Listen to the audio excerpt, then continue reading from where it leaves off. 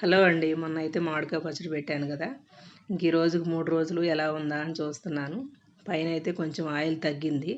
2, 3 ముక్కలైతే పైన మునగలేదు ఆయిల్‌లో. ఇంకా మునగని ముక్కలకైతే కొంచెం లైట్‌గా ఫంగస్ లాగా వచ్చింది. ఇంకా ఆ ముక్కలైతే తీసి పడేశాను. ఇంకా మిగతా పచ్చడంతా ఇలా గిన్నెలో అయితే పోసేసాను. ఇప్పుడు ఆ గిన్నెలోది కూడా ఇందులో పోసేసి మొత్తం సరిపోయినంత ఆయిల్ ఒక అరకిలో అయితే పోసాను. ఇంక మళ్ళీ సాల్ట్ కూడా వేసాను. అంతా గజిబిజి అయిపోయింది నాకు ఆ ముక్కలు చూసేలకే. ఇంక అసలు వీడియో కూడా తీయడం మర్చిపోయాను నేను.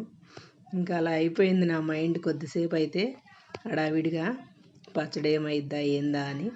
ఏం కాలేదు, బాగానే ఉంది. ఆ 2, 3 ముక్కలు తీసేసి మళ్ళీ సాల్ట్ ఆయిల్ కలిపి మా అత్త అయితే చూసింది టేస్ట్ ఎలా ఉందా అని. ఇంక బాగానే ఉందంట. ఇంక మళ్ళీ యథావిధిగా జాడీకైతే ఎత్తి పెట్టేశాను. ఒక్క క్షణము నేనైతే భయపడిపోయాను. ఏమైంది ఏందా అని. అమ్మో! పచ్చళ్ళు అంటే మామూలు భయం కాదు. మీరేమంటారు? వీడియో నచ్చితే ఒక లైక్